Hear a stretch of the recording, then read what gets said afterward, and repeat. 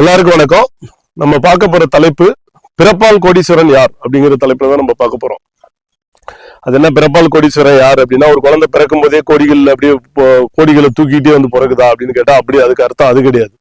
ஒரு குழந்தை பிறந்த உடனே பிறந்த காலத்துல இருந்து ஒரு மத்திய ஒரு டீனேஜ் பீரியட் வரைக்கும் நான் சொல்றேன், தன்னோட பள்ளி கல்லூரி முடிக்கிற வரைக்கும் அப்படியே பணத்திலேயே புரளும். ஆக்சுவலா கோடிகள்ல புரளும் அந்த குடும்பம். சோ அதுதான் பிறப்பால் கோடீஸ்வரம் அப்படின்னு சொல்றது.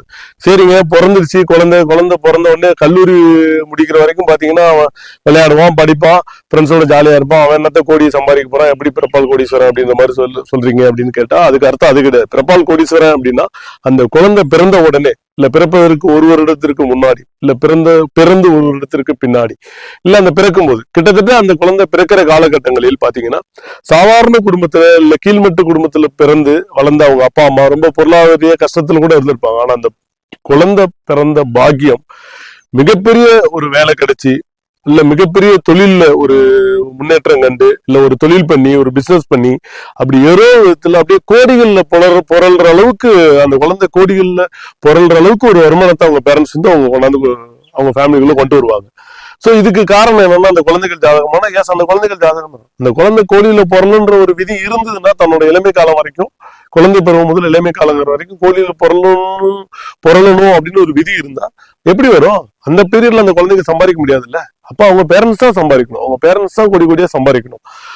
இப்போ அது அவங்க பேரண்ட்ஸ் ஜாதகத்திலேயே அந்த கிரக அமைப்புகள் இருக்குமானா இருக்கும். உங்க கிரகங்கள் எல்லாமே ஒன்றோட ஒன்று தொடர்புடையதுதான். இந்த குழந்தைங்க கோடியில பிறந்தணும் அப்படின்னு விதி இருந்தா அந்த பேரண்ட்ஸுக்கும் அப்ப சம்பாத்தியம் பண்ணக்கூடிய ஒரு யோக திசைகள் அப்ப நடக்கும்.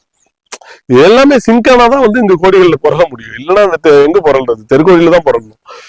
சரி, ஓகே. இந்த மாதிரி குழந்தைகள் கோடியில புரள்றதுக்கான கிரக அமைப்புகள் எப்படி இருக்கும் அப்படின்னு சொல்லி பாத்தீங்கன்னா, அந்த ஜாதகத்துல இரண்டு 11ஆம் அதிபதிகள் இணைந்து 2ஆம் வீட்டிலோ இல்ல 11ஆம் வீட்டிலோ அமைய பெற்று அந்த கிரகங்களின் தசைகள் நடக்கும் பட்சத்தில் இளமை காலங்கள், அதாவது குழந்தை பருவத்திலிருந்து டீனேஜ் வரைக்கும் அந்த கிரகங்களின் தசை நடக்கிற பட்சத்தில் அந்த குழந்தைகள் அல்லது அந்த டீனேஜ் பீரியட் வரைக்கும் அந்த குழந்தைகள் என்ன பண்ணுவாங்கன்னா கோடிகள்ல புரளுவாங்க. நினைச்சதை வாங்கி சாப்பிடுவாங்க, நினைச்சபடி டூர் போவாங்க, ஃப்ரெண்ட்ஸோட ஜாலியா இருப்பாங்க. ஓகேவா? சோ எல்லாமே நல்ல விதமா அமையும். மிகப்பெரிய ஒரு கோடீஸ்வர யோகத்துல பிறந்து தன் வாழ்நாள்ல கஷ்டமே தெரியாத தன்னோட இளமை காலம் வரைக்கும் அவங்க வாழ்க்கையை நகர்த்துவாங்க.